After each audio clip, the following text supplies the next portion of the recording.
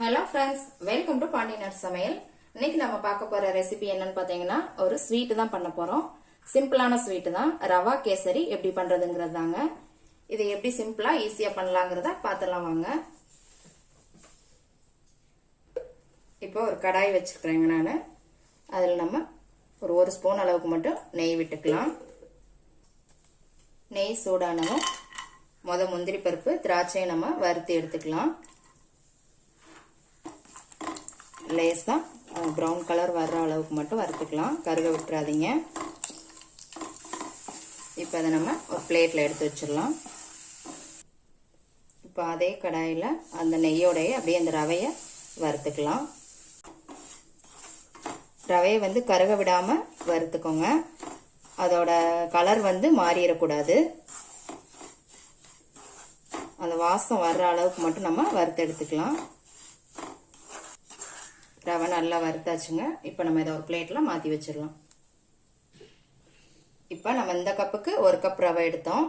அதே கப்புக்கு 3 கப்பு தண்ணி விட்டுக்கோங்க. கேசரிக்கு வந்து தண்ணி ஜாஸ்தி விட்டாதான் நல்லா இருக்கும்.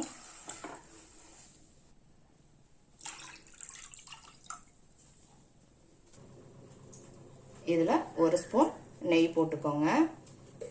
கொஞ்சம் எண்ணெய் விட்டுக்கலாம்.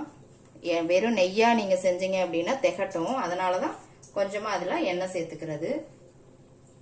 இதுல 1/4 ஸ்பூன் வந்து கேசரி பவுடர் சேர்த்துக்கோம்.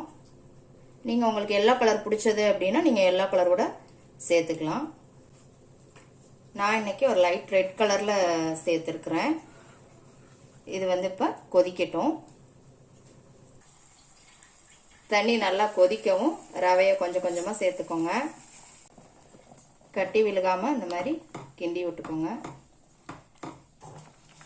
இப்போ இதோட 1/2 ஸ்பூன் ஏலக்காய் பவுடர் போட்டுக்கோங்க. ரவை வெந்ததுக்கு அப்புறம் சுகர் சேர்த்துக்கலாம். 1 கப் ரவைக்கு 1.25 கப் சுகர் சேர்த்துக்கோங்க. எந்த கப் எடுக்கிறீங்களோ அதே கப்பு தான். இனிப்பு இது வந்து கரெக்டா இருக்கும். இதையும் நல்லா கிளறிக்கலாம். சுகர் போடவுமே கொஞ்சம் மெல்ட் ஆகுங்க. அதனால ஒரு 2 நிமிஷம் நல்லா கிண்டிக்கலாம். நல்லா திரண்டு வந்துடுச்சு பாருங்க. இப்போ இந்த ஸ்டேஜில் நீங்க இன்னும் 1 ஸ்பூன் நெய் விட்டுக்கோங்க. அப்படி இல்லைன்னா எண்ணெய் கூட நீங்க சேர்த்துக்கலாம்.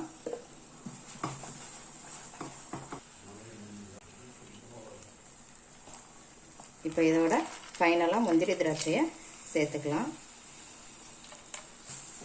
அவ்வளோதான், சூப்பரான ரவா கேசரி ரெடி ஆயிடுச்சு. எப்படி இருக்குன்னு கண்டிப்பாக செஞ்சு பாருங்க. செஞ்சு பார்த்துட்டு கமெண்ட்ல போடுங்க. லைக் பண்ணுங்க, ஷேர் பண்ணுங்க, சப்ஸ்கிரைப் பண்ணுங்க. கூடவே பெல் ஐக்கான் பட்டனை அமுக்குங்க.